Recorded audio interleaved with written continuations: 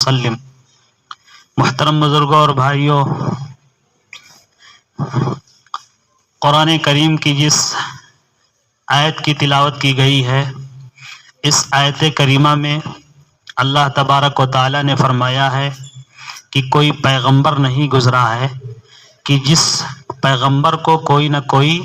نشانی اللہ کے طرف سے نہ دی گئی ہو۔ وما کان لرسول ان یأتی بآیۃ الا باذن اللہ، اللہ کے اذن سے، اللہ کے حکم سے ہر پیغمبر کو کوئی نہ کوئی معجزہ عطا کیا گیا ہے۔ جب پیغمبر اللہ کی طرف لوگوں کو بلائے اور ایک خدا کی عبادت، ایک خدا پر ایمان لانے کے لیے لوگوں سے کہا، تو قوم کے لوگوں نے پیغمبروں سے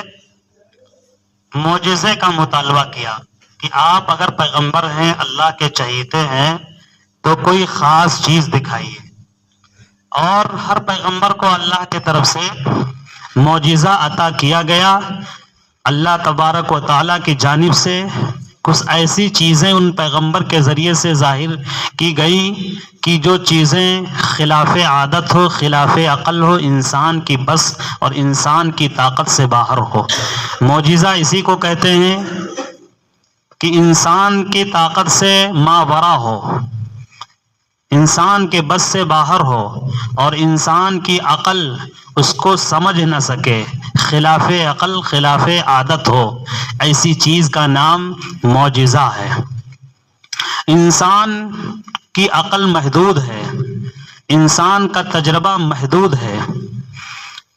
لا محدود نہیں ہے بلکہ محدود ہے۔ انسان اسباب اور وسائل میں جکڑا ہوا ہے۔ انسان کی سمجھ اور انسان کی عقل یہیں تک ہے کہ آگ کا کام ہے جلانا، پانی کا کام ہے غرق کر دینا، ہوا کا کام ہے اڑا دینا، اور دنیا کے جتنے بھی جو اسباب ہیں، ان اسباب کے جو نتائج ہیں کہ اگر چھری ہے، چھری چلائی جائے گی تو اس سے ہاتھ کٹ جائے گا، گردن کٹ جائے گی، یہ انسان کی عقل یہیں تک ہے۔ لیکن جو معجزہ ہے اس سے بھی اوپر ہے کہ اللہ تبارک و تعالیٰ کے جانب سے خاص ایسی چیزیں ظاہر ہوں۔ اللہ تبارک و تعالیٰ بہت مرتبہ، بہت ہی زیادہ مرتبہ بہت سی چیزوں کو اسے رونما کیے جن کو معجزہ کہتے ہیں۔ کم و بیش 1.25 لاکھ پیغمبر دنیا میں آئے، ہر پیغمبر کو کوئی نہ کوئی اللہ کی طرف سے معجزہ ملا، یعنی ایسی کوئی نہ کوئی چیز اللہ کی طرف سے دکھائی گئی کہ انسان کی عقل اس کو سمجھ نہیں سکی۔ انسان کی عقل محدود ہے، انسان یہی سمجھتا ہے کہ یہ آگ ہے تو اس آگ میں انسان اگر کودتا ہے تو جل جائے گا، اس کو ڈالا جاتا ہے، جو چیز بھی آگ میں ڈالی جائے وہ آگ اس کو جلا کر راکھ کر دے گی۔ لیکن اللہ کی طرف سے کبھی کبھی ایسی چیزیں معجزے کی شکل میں پیغمبروں کو عطا کی گئی کہ انسان دیکھتے ہوئے بالکل معذور ہو گیا کہ آگ ہے لیکن جلا نہیں، چھری چل رہی ہے لیکن گردن نہیں کٹی، پانی موجود ہے، بے انتہا پانی موجود ہے، لیکن اس میں خشکی کے راستے سے جیسے چلا جاتا ہے ایسے ہی اس سے پانی میں سے چل کر کے باہر نکل گئے پیغمبر۔ مگر قوموں نے مطالبہ کیا، بہت سے لوگوں نے پیغمبروں سے چاہا کہ معجزہ آپ کوئی دکھائیے، کوئی عجیب و غریب چیز دکھائیے تو ہم ایمان لائیں گے۔ ایمان لانا تو یہ اللہ کے اختیار میں ہے کہ کس کو ایمان نصیب ہوتا ہے، کس کو ایمان نصیب نہیں ہوتا ہے۔ معجزے کے بعد بھی بہت سے لوگ منکر ہو گئے، معجزہ سامنے آ گیا، پوری قوم نے معجزہ کا مطالبہ کیا حضرت شعیب علیہ السلام سے کہ آپ کوئی معجزہ دکھائیے۔ حضرت شعیب علیہ السلام کو جو بتایا گیا کہ پہاڑ سے اونٹنی نکلے اور اونٹنی نکلتے ہی بچہ جنے، اللہ کی طرف سے حضرت شعیب علیہ السلام، حضرت صالح علیہ السلام کو یہ معجزہ عطا کیا گیا، پہاڑ سے اونٹنی نکلتی ہے اور اونٹنی نکل کر کے بچہ جن دیتی ہے، اور قوم کے لوگ دیکھ رہے ہیں، پھر بھی قوم نے اس معجزے کا بھی احترام نہیں کیا، یعنی اس اونٹنی کا بھی لحاظ نہیں کیا اور اس اونٹنی کو ذبح قتل کر دیا، جس کی وجہ سے پوری قوم تباہ و برباد کر دی گئی، ایمان نہیں لائی۔ معجزہ پانے کے باوجود بھی بہت سے لوگوں کے جو مقدر میں ایمان نہیں تھا، ہدایت نہیں تھی، تو ان کو ہدایت نہیں ملی۔ ابو جہل نے کتنا مطالبہ، کتنا معجزے کا مطالبہ کیا حضور صلی اللہ علیہ وسلم سے، چاند دو ٹکڑے ہو گیا، کنکری نے کلمہ پڑھا، اور شجر، حجر، پتھر، پیڑ سے آوازیں آئیں السلام علیکہ یا رسول اللہ۔ ان تمام معجزوں کو ابو جہل نے دیکھا اور بہت سے مشرکین مکہ نے دیکھا، پھر بھی ہدایت نہیں تھی، ایمان ان کے مقدر میں نہیں تھا، لیکن وہ ایمان نہیں لا سکے، ایمان نہیں لائے، ہدایت نہیں ملی معجزہ پانے کے باوجود بھی۔ تو معجزہ کا مطالبہ کیا گیا، لیکن معجزہ مل جانے کے بعد پھر دو طرح کے لوگ ہو گئے، کچھ تو مسلمان ہو گئے، لیکن اکثر جو قرآن میں ہے کہ اکثر منکر ہو گئے، ایمان نہیں لائے۔ یہ معجزہ بھی پیغمبر کا کوئی دخل نہیں تھا، جو معجزہ ظاہر ہوا یہ خالص اللہ کی طرف سے، دیکھنے والا یہ نہ سمجھے کہ ان کا دخل ہے، یعنی پیغمبر کا اس میں دخل ہے، پیغمبر کا اس میں کمال ہے۔ اللہ تبارک و تعالیٰ نے صاف کلیئر کر دیا کہ پیغمبر کا بھی اس میں کوئی دخل نہیں، ان کا کوئی کمال نہیں۔ وَأُبْرِئُ الْأَكْمَحَ وَالْأَبْرَصَ وَأُحْيِي الْمَوْتَى بِإِذْنِ اللَّهِ، بِإِذْنِ اللَّهِ۔ اللہ تبارک و تعالیٰ نے قرآن عظیم الشان کی اس آیت میں بیان فرمایا کہ حضرت عیسیٰ علیہ السلام کو جو معجزہ عطا کیا گیا، وَأُبْرِئُ الْأَكْمَحَ، کہ کوڑھ زدہ شخص کے اوپر ہاتھ پھیرتے تو اس کا کوڑھپن جو مرض تھا وہ مرض دور ہو جاتا تھا، وہ بالکل صحت یاب ہو جاتا تھا۔ وَأُبْرِئُ الْأَكْمَحَ وَالْأَبْرَصَ، اور جو جس کے جسم کے چمڑی سفید ہو گئی ہو، ابرص برس زدہ ہو، کھال جس کی سفید ہو گئی ہو، اس کو بھی حضرت عیسیٰ علیہ السلام کو اللہ کی طرف سے ایسا جو ہے ایسی صلاحیت دی گئی تھی کہ عیسیٰ علیہ السلام ہاتھ پھیرتے تھے وہ صحیح ہو جاتا تھا، اس کی جو سفید پن اس کے جسم سے ہوتا وہ ختم ہو جاتا تھا۔ وَأُحْيِي الْمَوْتَى بِإِذْنِ اللَّهِ، اور حضرت عیسیٰ علیہ السلام کو اللہ کی طرف سے ایک بہت زبردست معجزہ عطا کیا گیا تھا کہ وہ مردے کو بھی زندہ کر دیتے تھے، خلاف عقل، کوئی مر گیا تو مر گیا، وہ پھر زندہ نہیں، لیکن حضرت عیسیٰ علیہ السلام اللہ قم بِإِذْنِ اللَّهِ کہتے تھے کہ اللہ کے حکم سے کھڑے ہو جاؤ، مردہ تھوڑی دیر کے لیے کھڑا ہو جاتا تھا زندہ ہو کر کے۔ یہ حضرت عیسیٰ علیہ السلام کو معجزہ عطا کیا گیا تھا، لیکن اس آیت کے آخر میں اللہ تبارک و تعالیٰ نے فرمایا بِإِذْنِ اللَّهِ، اللہ کے حکم سے۔ وَمَا كَانَ لِرَسُولٍ أَن يَأْتِيَ بِآيَةٍ إِلَّا بِإِذْنِ اللَّهِ، کہ جو پیغمبر کو معجزہ عطا کیا گیا، جو نشانی عطا کی گئی، ان کا خود کا کوئی دخل نہیں تھا، ان کا خود کا کوئی کمال نہیں تھا، بلکہ اللہ تبارک و تعالیٰ کا کمال، اللہ تبارک و تعالیٰ کی مشیت تھی، اللہ نے چاہا تو پیغمبر سے یہ ظاہر ہو گیا معجزہ، تاکہ کسی کا عقیدہ نہ خراب ہو۔ اور ہر پیغمبر کے وقت میں جو جیسا ماحول تھا اسی ماحول کے اعتبار سے پیغمبر کو معجزہ عطا کیا گیا۔ حضرت موسیٰ علیہ السلام کے وقت میں جادوگری کا ماحول تھا، بہت بڑے بڑے جادوگر تھے۔ حضرت سلیمان علیہ السلام کے پیریڈ سے دور سے وہ جادوگروں کی پوری نسلیں تھیں، اور بہت زبردست طریقے سے جادوگری تھی، جادو کیا جاتا تھا، جادو کا کمال و فن دکھایا جاتا تھا۔ حضرت موسیٰ علیہ السلام کو بھی اسی طرز کا معجزہ ملا کہ لاٹھی پھینکتے تھے، لاٹھی جیسے پھینکتے تھے وہ لاٹھی اژدہا بن جاتی تھی، بہت بڑا سانپ بن جاتی تھی۔ صرف اپنے ہاتھ کو، ہتھیلی کو اپنے باہوں میں لے جاتے تھے، اور جب نکالتے تھے تو جیسے ہائیلوجن کی لائٹ جلتی ہے، تیز روشنی ہوتی ہے، ایسے ہی ان کی ہتھیلی ایسے لائٹ کی طرح جلتی تھی، اجالا ہوتا تھا۔ یہ حضرت موسیٰ علیہ السلام کو معجزہ عطا کیا گیا کہ ہاتھ بغل سے داخل کر کے نکالیں تو اس میں روشنی پھوٹے، اور پھر دوبارہ جو ہے ہاتھ وہاں لے جائیں تو وہ روشنی ختم ہو جائے، لاٹھی پھینک دیں تو سانپ بن جائے۔ حضرت عیسیٰ علیہ السلام کے وقت میں طب کا بہت ہی زیادہ ماحول تھا، ڈاکٹری بہت، میڈیکل بہت عروج پر تھا، بڑی جڑی بوٹیاں، بڑے بڑے حکیم تھے، اور اپنی حکمت کے جوہر دکھا رہے تھے حضرت عیسیٰ علیہ الصلوۃ والسلام کو اللہ تبارک و تعالیٰ نے اسی نوعیت کا معجزہ کہ جہاں ساری دوائیں فیل، جہاں سارا علاج فیل، ناکام، آج بھی کوئی چمڑی کو جو سفید جس کی ہو جائے، جس کو برس کی بیماری ہو جائے، وہ بیماری ختم نہیں ہوتی ہے چاہے جتنی جڑی دوا کا علاج کر لیا جائے،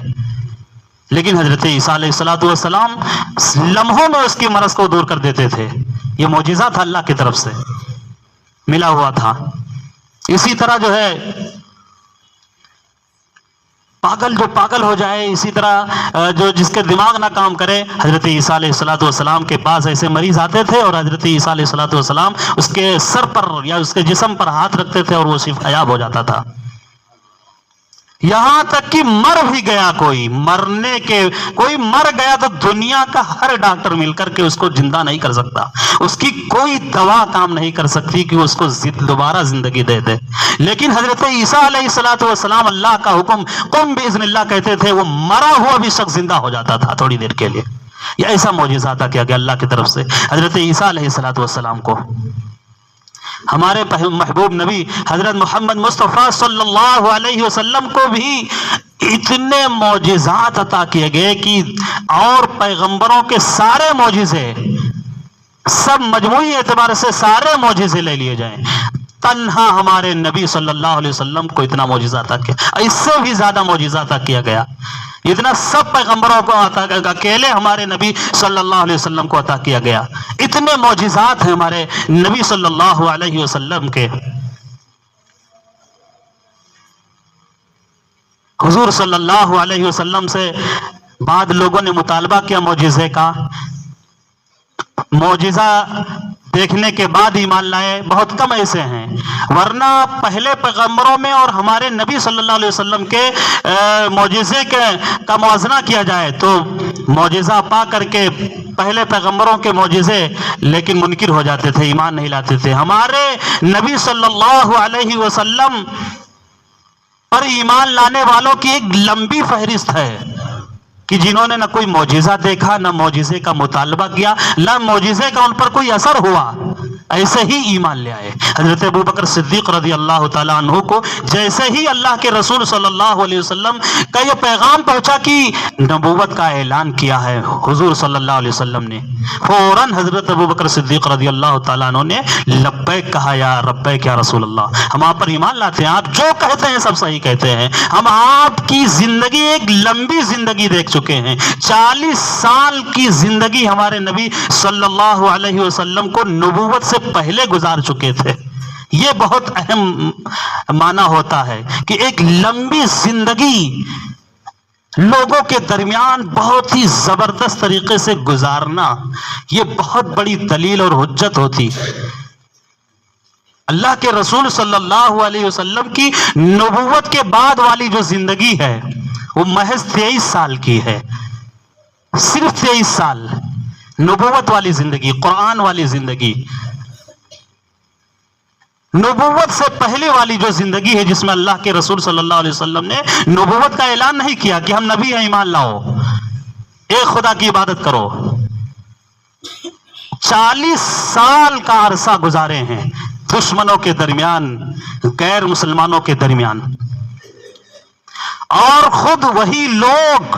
اللہ کے رسول صلی اللہ علیہ وسلم کی پاک دامنی اور انصاف پرور والی زندگی کی گواہی بھی انہوں نے سرٹیفکیٹ دے دیا تھا صادق اور امین کا کہ آپ ہمیشہ سچ بولتے ہیں، کبھی جھوٹ بولتے ہی نہیں ہیں، آپ کے اندر فریب ہے ہی نہیں ہے، دھوکہ ہے ہی نہیں ہے، مکاری ہے ہی نہیں ہے، عیاری ہے ہی نہیں ہے، جو دنیا بھر کے جو فراڈ ہے وہ آپ کے اندر ہے ہی نہیں ہے، آپ صادق ہیں، سچے ہیں، ہمیشہ سچ بولتے ہیں، سچ ہی بات کہتے ہیں۔ امین کا لقب جو ہے وہ معمولی لقب نہیں ہے، امانت دار، امانت ہر چیز میں ہے، ہر چیز میں امانت، کوئی خاص نہیں کہ پیسہ ہے، یہ پیسہ کسی کی امانت ہے یہی، بلکہ ہر چیز میں امانت۔ اگر غور کریں تو امانت میں جو خیانت ہے، یہ امانت اور خیانت ہر چیز میں اگر دیکھیں تو ہے، جس چیز کا جو ذمہ دار ہے اس میں بھی اگر خیانت کر رہا ہے، حق تلفی کر رہا ہے، وہ بھی خیانت میں شمار ہوگا۔ اللہ کے رسول صلی اللہ علیہ وسلم کو دوسرا لقب 40 سالہ جو زندگی گزارے تھے نبوت سے پہلے، اس میں دوسرا لقب امین کا ان لوگوں نے دیا تھا۔ اللہ کے رسول صلی اللہ علیہ وسلم کا معجزہ بہت سے ایسے صحابہ میں سے ہیں کہ انہوں نے نہ دیکھا نہ مطالبہ کیا، ایمان لے آئے۔ حضرت ابوبکر صدیق رضی اللہ تعالیٰ عنہ سر فہرست ہیں، خوش نصیب ہیں۔ حضرت خدیجہ رضی اللہ عنہا حضور صلی اللہ علیہ وسلم کی چہیتی بیوی، جیسے ہی اللہ کے رسول صلی اللہ علیہ وسلم اعلان فرماتے ہیں نبوت ہونے کا کہ ہم نبی ہیں، حضرت خدیجہ ایمان لے آتی ہیں۔ حضرت ابوبکر صدیق رضی اللہ تعالی عنہ کی باتوں ہی پر 2-3 صحابہ ایسے ہیں کہ وہ حضور صلی اللہ علیہ وسلم کے کہنے کی ضرورت بھی نہیں پڑی اور ایمان لے آئے۔ حضرت عثمان غنی رضی اللہ تعالیٰ عنہ ہے، حضرت ابو عبیدہ ابن جراح ہیں، حضرت عبد الرحمن ابن عوف ہیں، ایسے صحابہ ہیں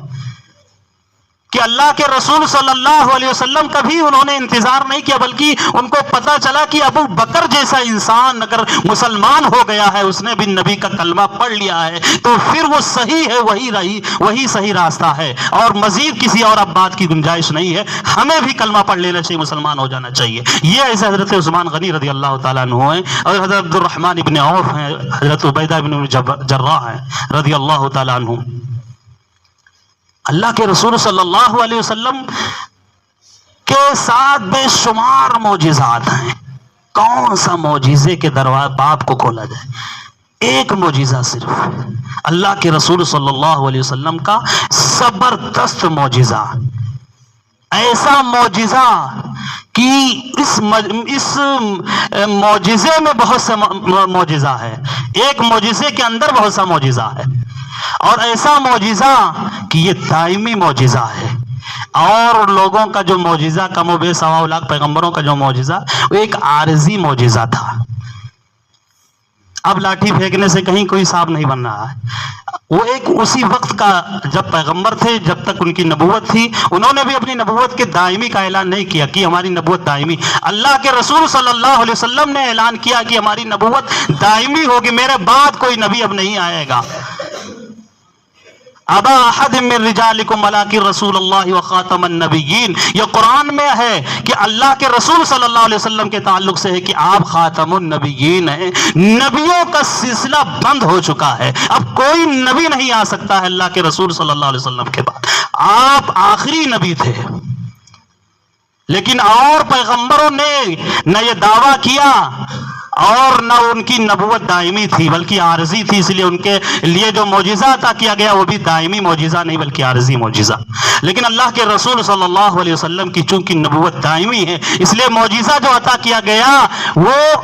دائمی معجزہ عطا کیا گیا۔ یہ معجزہ ایک طرح سے شاہد، ایک دلیل ہوتی ہے، ایک گواہی ہوتی ہے نبوت کے تعلق سے۔ یہ زبردست جو معجزہ اللہ کے رسول صلی اللہ علیہ وسلم کو عطا کیا گیا وہ قرآن عظیم الشان ہے۔ قرآن کا جو معجزہ ہے، قرآن جو اللہ کا کلام محبوب نبی پر نازل کیا گیا اور اس امت کے لیے جو ہے راہ ہدایت ہے،